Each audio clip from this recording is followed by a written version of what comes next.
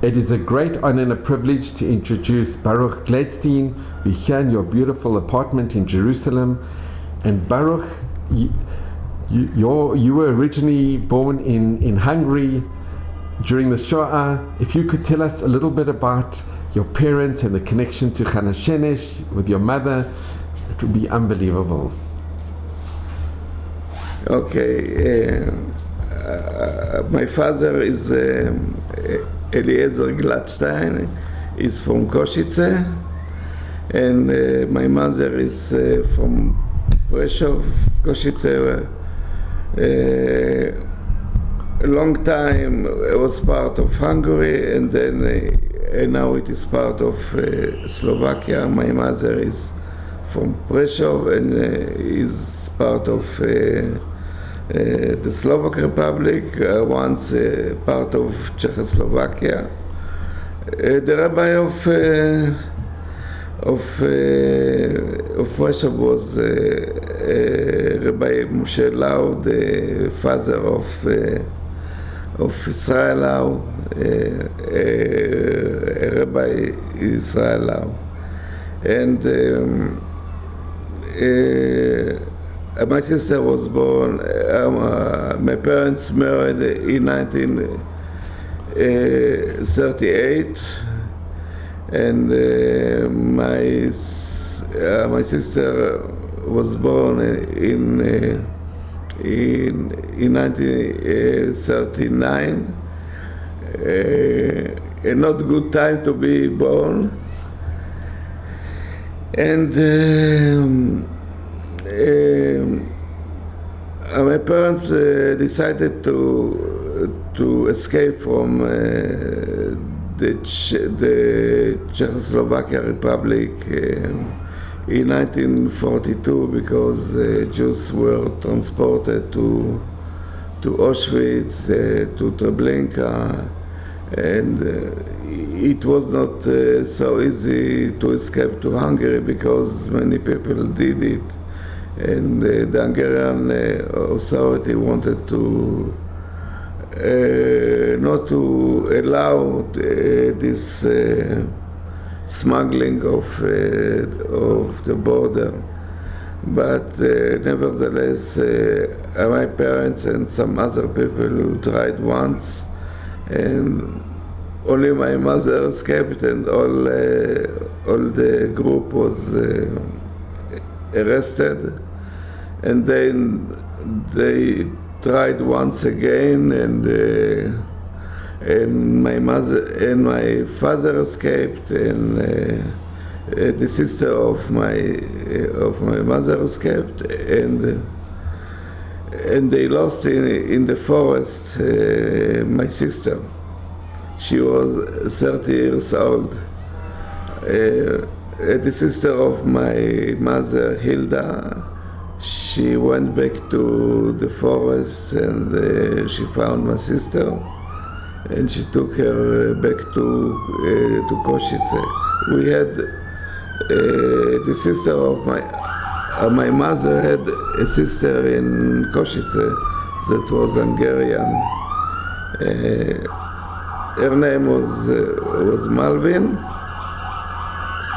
and as you know, in Hungary, the situation was more or less okay until 19 March 44, when the Nazi entered to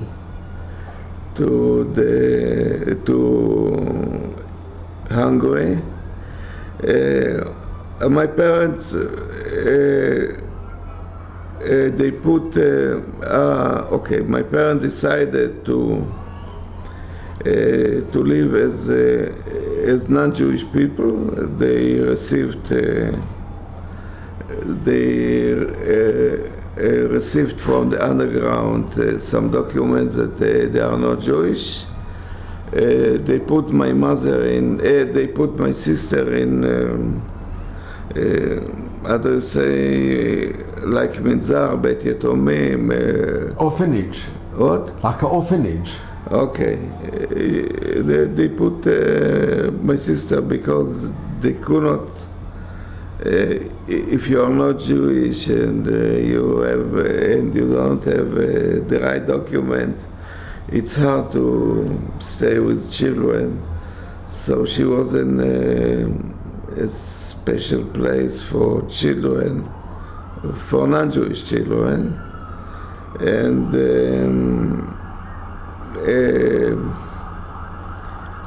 my mother was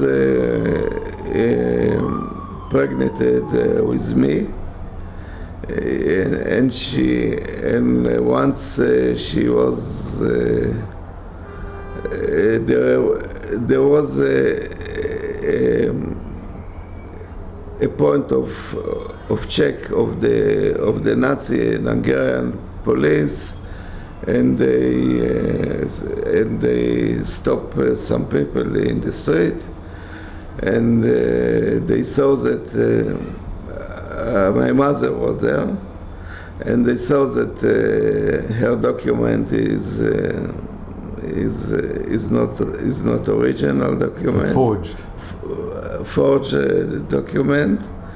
Her Hungarian language was not so good, so she is not local, because she is from the Slovak Republic, and she learned Hungary only after they moved from Prešov to Hungary. She was arrested in Budapest. They live in Budapest a few years from 42 to 44 when she was arrested. So she was arrested. They asked about her husband, and she said, I live in the street, I'm alone. I have no husband, and because they thought she is maybe a spy, they put her in the prison, and accidentally they put her in the same chamber of Hanah Shenesh. So they were together. I don't know how long, maybe 1 month or 2 months, I have no idea. Were they in the same cell, the same room? In the same chamber. They were together. My mother and Hanah Shenesh. And Hanah Shenesh explained, she guided my mother how to behave in the investigation. The head of the Gestapo in this prison was someone that was called Lemke. His name is Lemke. He's from Vienna. And he asked my mother all the time, from who gave you this document, who gave you this document, you are not Hungarian, you are not Hungarian. My mother also spoke fluently German, because in her home many Jewish families spoke Hungarian. It was characteristic mainly to Jewish people who know German. And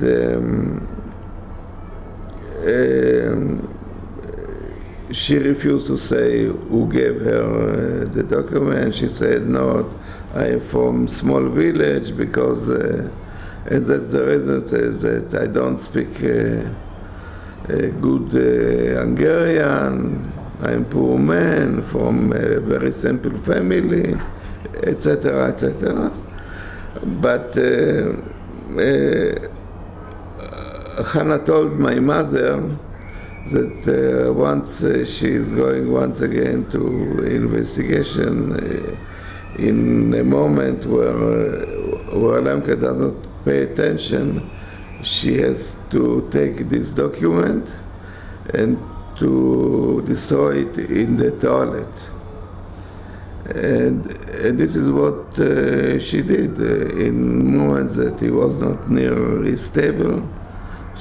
She took this document and if there was any trial, they have no proof because there is no document. So this is what she did, and unfortunately afterwards they didn't find this document, and they were very angry with my mother. They were sure that she did it, and my mother was tortured by the Nazis. And she was pregnant with you? Yes, pregnant with me, and she was tortured very much. She was ill after the Holocaust, several years, and only in Israel about 1954 or 5, she had a surgery in her head, and afterwards she was okay. But Hanah also guided her to make herself that she is very ill. She is pregnant and she is very ill, and she fall down in the stairs, and they took my mother to hospital in this place, and Hanah told my mother that from the hospital she can escape.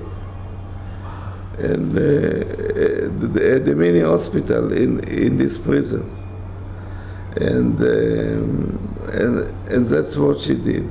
She was in this place of the mini hospital in this place, and she escaped from the prison. She went to Kastner, and she told him that the German police, the Hungarian police, are after her if he can give her some document to go to the famous train, but he refused to help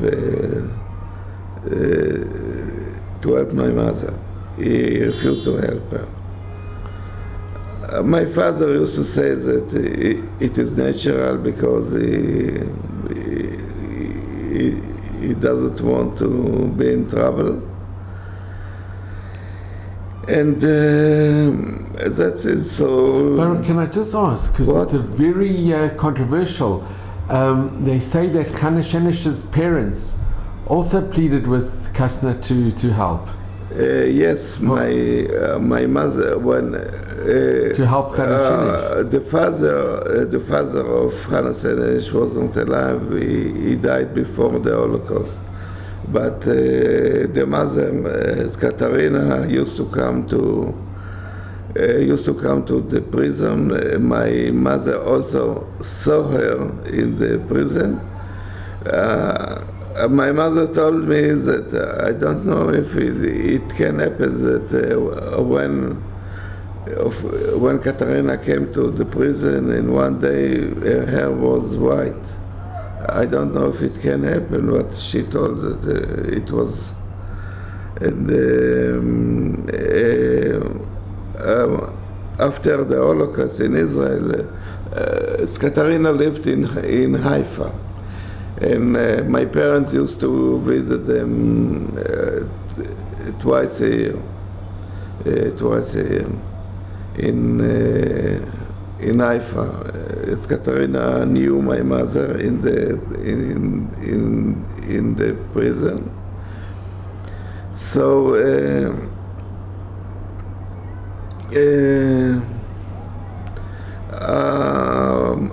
my mother she admired Hanah. She was ready to tell her story to each one that is ready to hear her,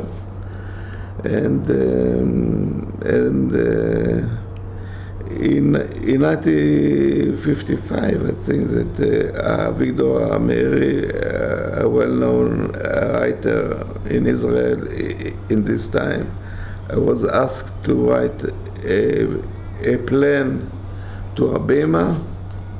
For a play? Yes, for a stage, yes. And we interviewed my mother 3 nights. Unfortunately, I was a child and I had a very good tape recorder, and unfortunately, I didn't document it. Unfortunately. Do you have the book? But I have the book, and here is the book. And that's Hanah Shenesh. It's Hanah Shenesh, and in the end of the book, Avigdor Meiri, he writes, thanks to all the people who helped me to write this book. One of them is my mother, that she was with Hanah in the same chamber in this prison, that is still prison in these days as well. It still exists. Yeah, it still exists, and okay. So, if you know Eliada Bar Shaul, he heard about the story of my mother, and he interviewed me, and he wrote the story of my mother in a book that is called Yamim Ketikunam. It's about a unique women. He wrote mainly on Hanah, but he wrote also on my mother. And here is the story of my mother. Here are my parents after the Holocaust.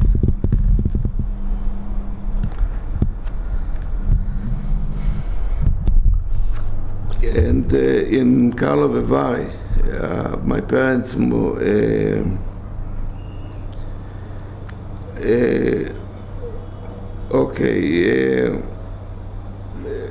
Budapest was released in 18 January 45, and my parents began to move to Prešov back.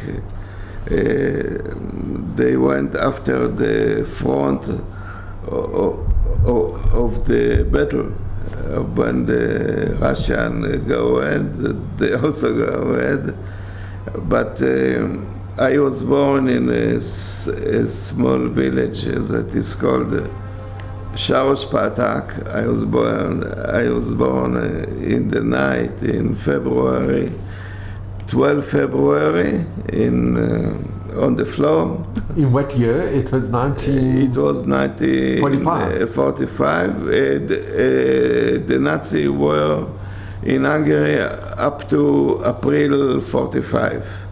But I was born in a place that there were no small German. And was this in Hungary? This is part of Hungary, small village in Hungary. Baruch, can I just ask, when your mother left the hospital from the prison and she met with Kastner to ask if he can help her or go on the train, when did she meet your father? Was it soon after? I think she found a way to meet him. I know that when they decided to live in a Jewish identity, they used to meet each other once a week in a garden, in a public garden, once a week,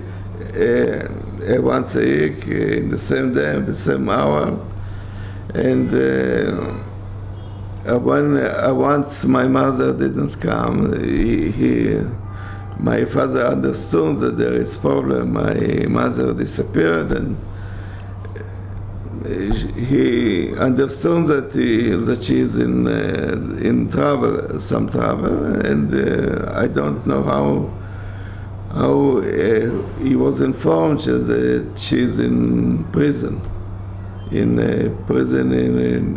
Budapest. How they meet each other afterwards, after the parents die, you have so many questions that you did not ask.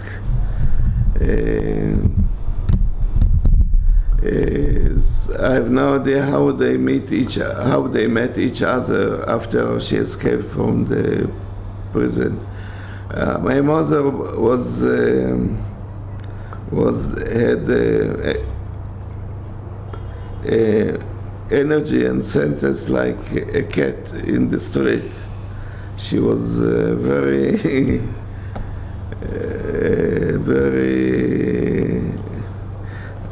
I don't know how to say it in English. She was like very active. No, she was active. She knew what to do. Usually they live in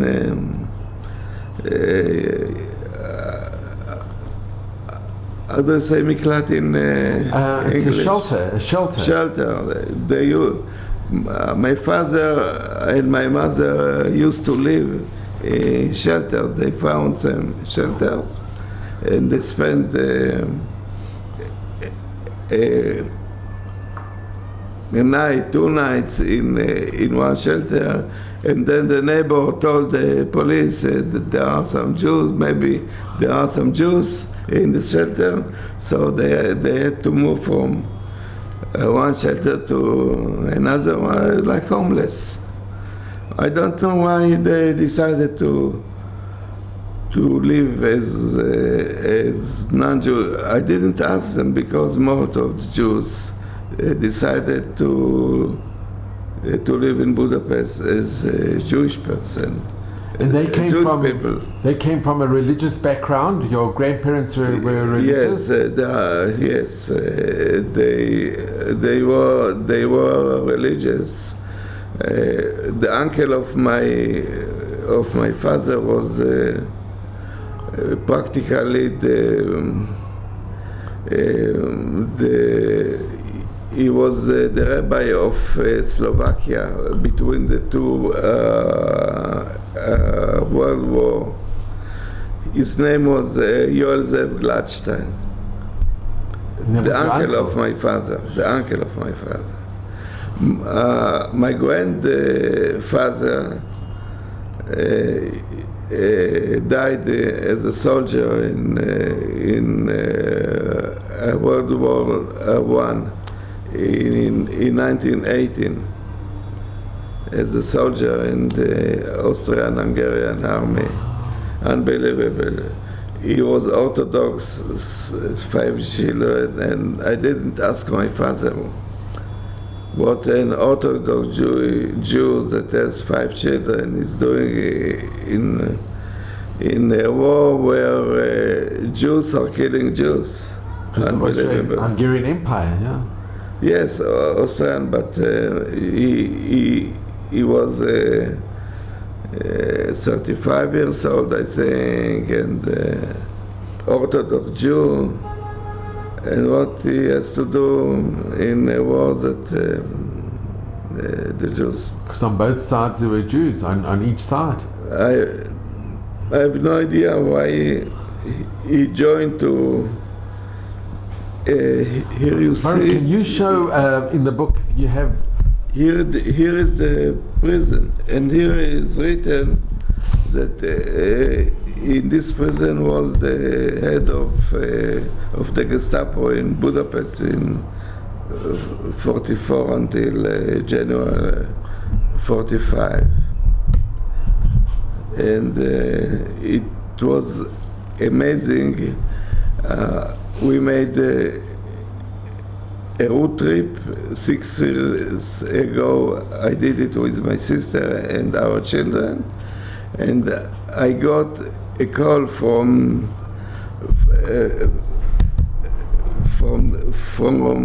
the publisher of this book, and they asked me if I have a picture of the prison. And I got this call when I was in this place. Wow. I told them I'm in front of this prison, and my son makes some pictures and send by mail or by WhatsApp. I don't know. Immediately these pictures. Was it very emotional to go back to It's Budapest? unbelievable. Some people say that it is accidental, and some people say It's min hashamayim. it is not. Yeah. But Baruch, was it very difficult for you to go back to Budapest? Was it emotionally very difficult?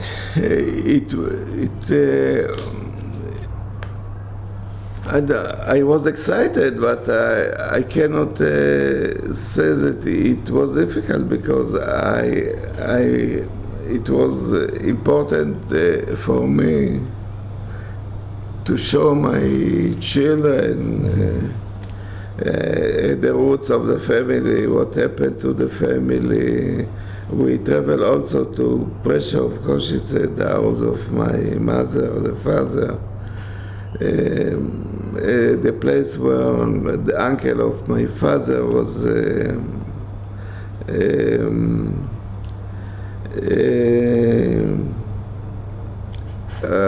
the rabbi of the head of the yeshiva in this place that was called Kira Helmets.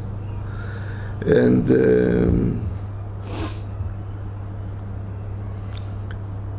I thought that it is must to do it, because the grandchildren of my children should be asked in the future the origin of the family, and if they make this trip, it should be easier to them to explain about the roots of my family.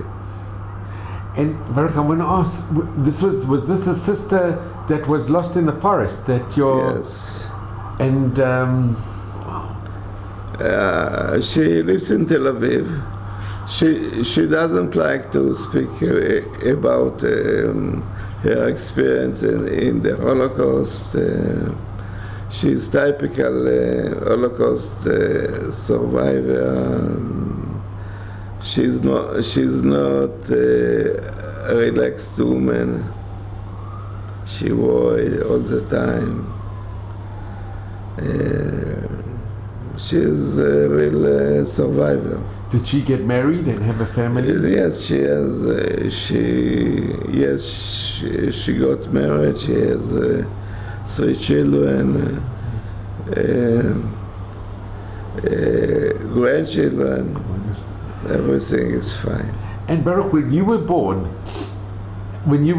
how long did you stay in that town after you? My father stayed in this small town about 2 months, and then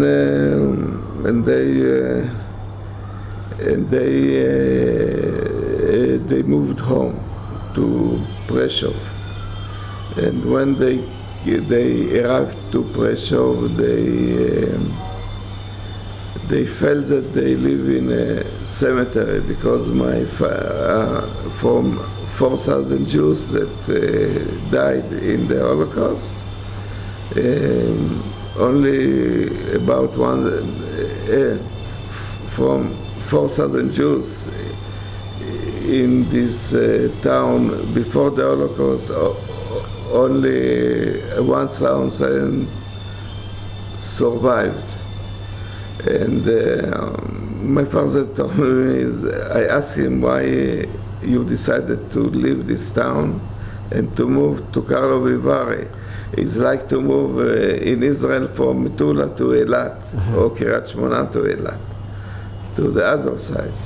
He told me that they felt that they live in a cemetery. When he went to the synagogue, he looked at the houses Mr. Schwartz didn't came back, this person, this family didn't come back.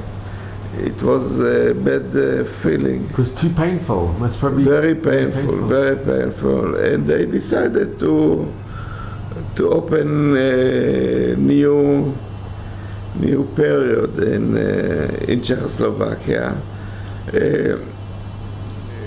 In the Sudet area, there were 3 million Germans, and in a short time all of them were forced to leave back to Germany. So there were many houses, many empty houses. And my parents moved to one of these apartments in Karlovy Vary. And the picture that you saw, it is in Karlovy Vary. of your parents. Yes, when after the Holocaust. And how long did they stay in Karlovy Vary? In Karlovy Vary they stayed 4 months, and then we moved to Israel in 1949. Straight after I was 4 years old. My daughter was, and we spent some time in Ma'abara, a few months in a tent, like other Jews, and then we moved to a small apartment, etc., etc. And more or less life was okay in Israel. And Baruch, can I just ask you, this is a difficult question, when the Kastner trial, when there was the Kastner trial in the 50s, Yes. You were still very small, but do you remember the Kastner trial? Do you remember? Of course. I liked politics when I was 6 years old. I used to read newspapers. I knew on politics everything as a small child. And my parents used to speak about the trial of Kastner. My father used to say he took care on himself, on his family. You know that on the train was the family also of Kastner from Transylvania, Hungarian part of Romania. And my mother says that she didn't like him. She didn't like Kastner. She thought that the behavior of Kastner to her and to the mother of Hanah was a real shame.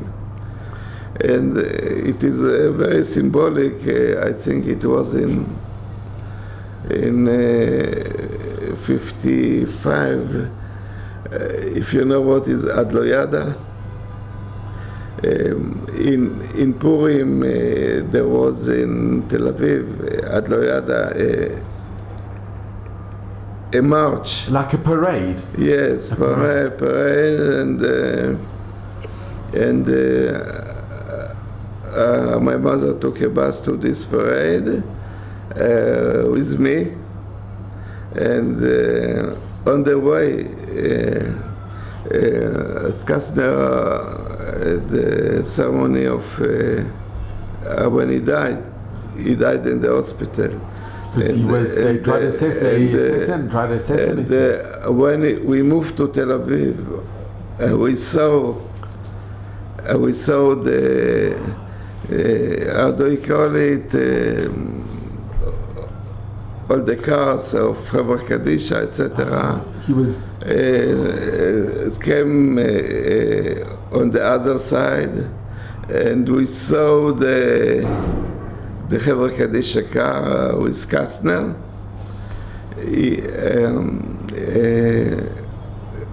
There is a cemetery that called Nachalat Yitzchak.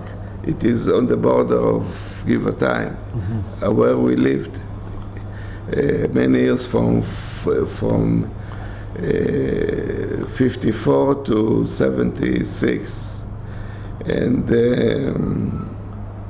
we saw from the window the car of Chevra Kadisha with Kastner. He's on his way to the cemetery, and we are on the way to Tel Aviv to this parade. It's amazing. It is. It's ironic. Very ironically. Yeah. And I remember my mother looks to this car and said, "It is good that he is not alive." For her, it was. He said it is good penalty to him. Wow. And Baruch, I want to ask you, your parents, Yes. did they remain from after the Shoah, after the Holocaust? Were they the Emunah? Were they religious? My father was a religious person. My mother less. She used to say, "I'm not sure that there is a God, but after I will die, you will say after me Kaddish." Did she like Shabbos candles? What? Did she do Shabbos candles? Yes, of course. But on Friday, for example, she wanted to go outside of our apartment, and it was dark in the, how do you call it? Like the hallway? The hallways, and she used to turn on the lights because she said, "I'm sure that God doesn't want that I will break my leg." And after the Holocaust, I refused to stay at home, even on Saturday. That's it. I want to meet friends, I want to live, and no one will stop me, even if there is dark in the hallway. Wow. And David, I want to ask you, if I can, Baruch, if I can just ask you, Baruch, what message do you impart to your children and the future generations? What, having been born during the Shoah, really, and what your parents went through. I think my parents could live to the United States also. They had a visa to the United States, but they decided to come to Israel, maybe because they understood that it is the right place for Jews. And secondly, they had family in Israel, also my father and also my mother. I think that my children, it is self-evident for them to live only in Israel. This is their homeland, and no doubt about it. And can I just ask, from your extended family, your mother's siblings or your father's siblings, did a lot die in the Shoah? What? From your extended family, your parents' family, Yes. were there many that weren't saved or were nifted, that passed away, that were killed in the Shoah? The parents of my mother, the parents of my mother were killed in Auschwitz in 1942. And aunts, uncle, etc., cousins died in the Holocaust, many of them, from my father's side, and from my mother's side. Many of them were killed in the Holocaust. And Baruch, do you speak to your children? Do you speak to your children a lot about the Shoah, and to your grandchildren? I used to speak from time to time, yes. Yeah. I used to speak on the Shoah. Did your parents speak with you a lot when you were growing up? It was amazing.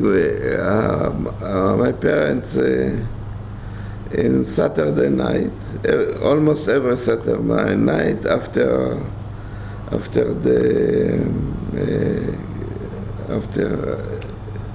the meal, how do you say? And Havdalah? Shabbos lunch. Yeah. They used to speak about the Holocaust every Friday, only at Friday night. On Friday night? Friday night after the lunch, they used to speak hours on the Holocaust. And you used to listen? Yes, I used to listen. And did your parents, a lot of their friends, they were friendly with also survivors who came from? Yes, we had we have family, we had friends from that came to Israel from Slovakia, from the Czech Republic, from Hungary. They used to speak of the Holocaust many times. And were your parents close with the chief rabbi, with Rabbi Lau? Did they have a kish with Rabbi Lau? Maybe my mother met him, but as far as I know, she wanted that the Rabbi Lau will be the rabbi who make my marriage, and finally it didn't happen. She wanted that he will speak about pressure of the Jews, of pressure, but finally it didn't happen. That's it. Wow. And Baruch, just lastly, you have so much. I mean, it's part of Jewish history. It's amazing what you went through and what your parents went through. I have two unique stories about the Shoah. When I was in 1985, in February, and I received a phone call from someone. He asked me if my name is Baruch Glattstein. I said yes, and he said, you were born 40 years ago in Sharosh Patak? I said yes. And the father, the name of your father is Laser? I said yes. And I hear that he says to his wife, yes, it's him, because he was a person that lived in Sharosh Patak, and when the Nazi left this place, the Jews came out, and my father met him and told him to go to big cities that was released and to find Moel, because there is a Jewish baby. We need Moel for the Brit. So he was sent by my father to find Moel. And my father asked also some other people to find Moel. And when I was 40 years old, this person sat in the living room, and his mother told him, his wife told him, you remember 40 years ago, a Jewish baby was born in Sharosh Patak. It's interesting to know if they came to Israel, he lives here. So he said, how can we find him? Wife told him, okay, look at the phone book. And he found my name. And he called me, and it was amazing because they live in our neighborhood. We lived in Ramot Eshkol, and they lived in Sanhedria, a few close. hundred meters from our house. My parents did not remember them, but we organized a meeting in our home. So when my parents saw them, they recognized them. It's amazing.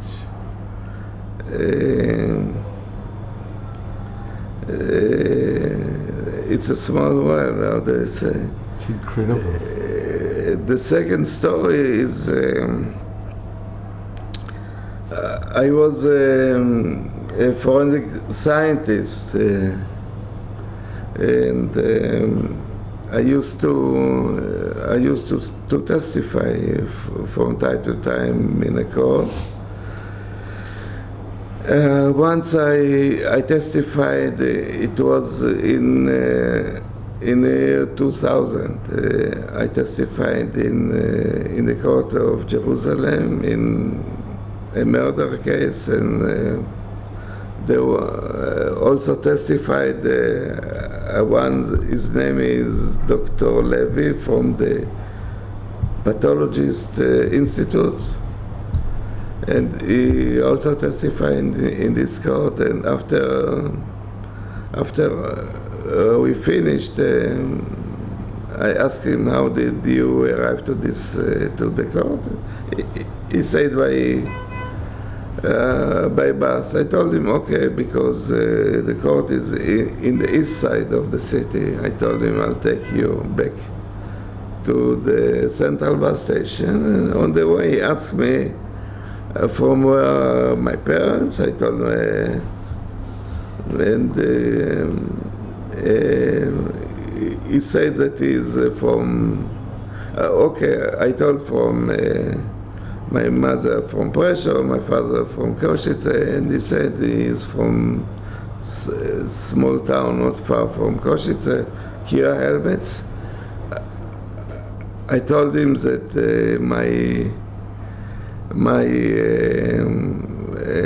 the uncle of my father was the rabbi of the yeshiva, the small town, and all Slovakia, as well, Baruch Glattstein, and he was very excited. I didn't understand why, because he was a very cynic person, and he took from me, he had in his pocket the smicha of Rabbanut that his father received from the uncle of my father, Baruch Glattstein. And it is in his pocket as, how do you call it, as kamea, because he's an emotional person, although he works in a very bad place. So he keeps it with him all the time? All the time. And I saw the document. I was also excited because it was the first time I see the handwriting of the father, of the uncle of my father. I can show you afterwards the picture of the rabbi, and from this time, we went back to the court. I made a photocopy of this document. That's incredible. Yes, it's unbelievable. Baruch, it's incredible. Baruch, I just want to thank you. But what an amazing that he keeps it with him, and that you just gave him a lift, and you gave him a ride to the central bus station, and that you were discussing. Yes. So Baruch, I really want to thank you. I am so grateful to you. Baruch, really, thank you so much. Okay, thank you. And I am extremely grateful. It's so many things. It's not a coincidence. It's Min HaShamayim. This is in today's Jerusalem Post. Parachuting for Hanah. Okay. The idea to follow the path of Hanah Shenesh's 1944 mission to Yugoslavia in honor of her 100th birthday. Yes, I know about it. It is written also in in the internet in Hebrew. Sure, it's a big thing. It's they're going to go to Slovenia and then to parts of Yugoslavia, which ex-Yugoslavia, and then to Hungary, and they're going to retrace her path. Retrace all the way to where she was arrested. But to think that because Hanah Shenesh is an icon in Israel, she's a great hero of what she did. She's icon, yes. And to think that your mother knew her and she gave her advice. Your mother must have been very upset when she heard that she was killed. That they tried of her treason, and it was the Hungarian. I think that, for example, Glassman could be helpful, but he didn't want to help. And I think when that happened, the whole Israeli public changed their views.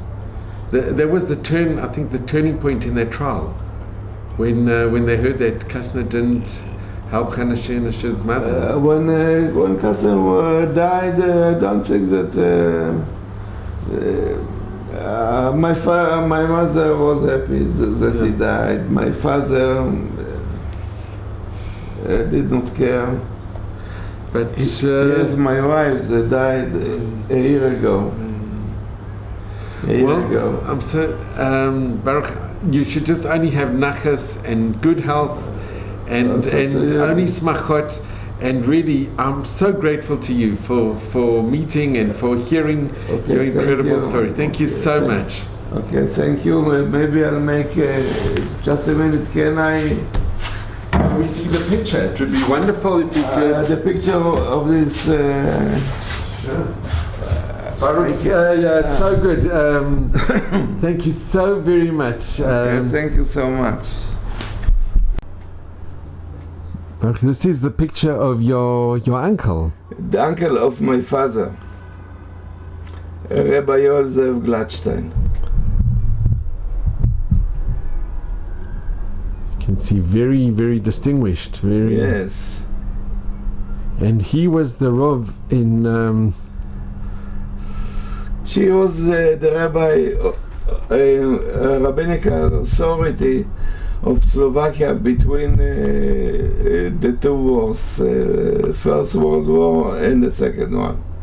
And he went with his community in 1944 to Auschwitz. Only few left. Only few survived. From about 1,000 Jews, only 10 came back from Auschwitz. But he didn't survive. He did not. He and his family did not survive, unfortunately. This is the parents of my mother. They were born in the same day, 25 July 1885. And they were killed in Auschwitz in the same day. In the same day? In 42, in Shavuot. It was in the day of Shavuot 42. Born in the same day and killed in the same day.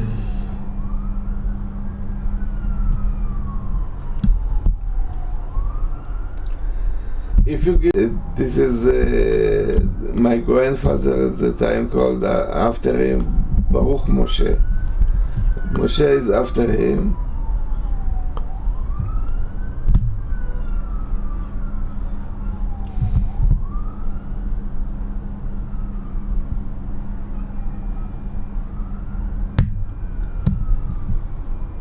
And was he nifta before the war?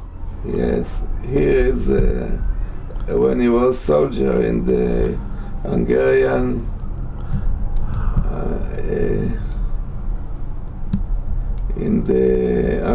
Austrian-Hungarian army. And he died in the First World War. Yes, in 1918, and in 1918. And they left 5 small children. My father was 6 years old. It must have been so difficult to fight in an army that was fighting against other Yidden. Yes, of course. I have your mail. Yeah. Oh.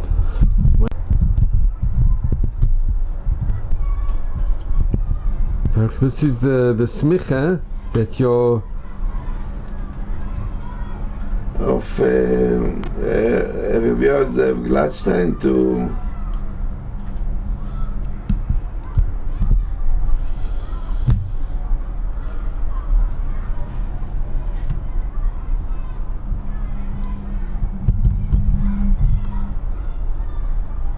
okay. It's incredible. It's just amazing. The whole story is unbelievable. Here is the translation of. I'll show something. Okay.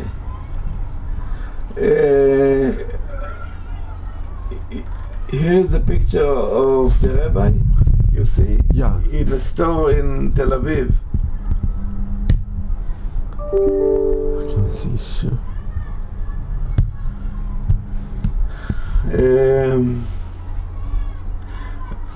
This store was belonged to one of the survivor of the community of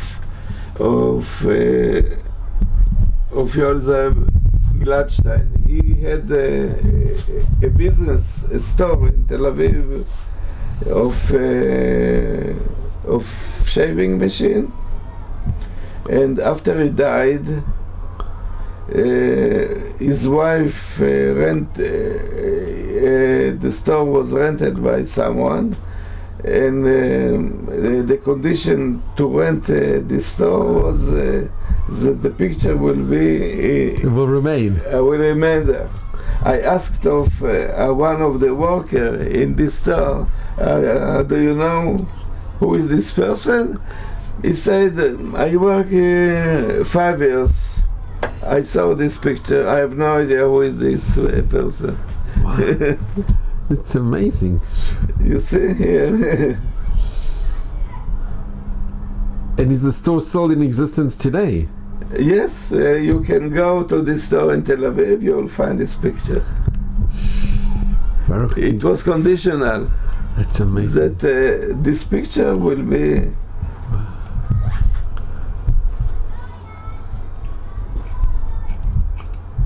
I used to write from time to time on Parshat Shavua. My life and Parshat Shavua.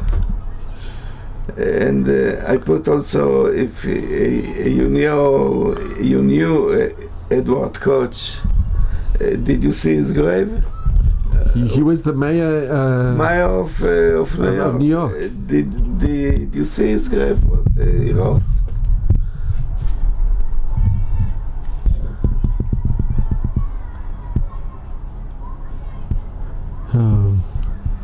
My father is Jewish, my mother is Jewish. My mother is Jewish, I'm Jewish.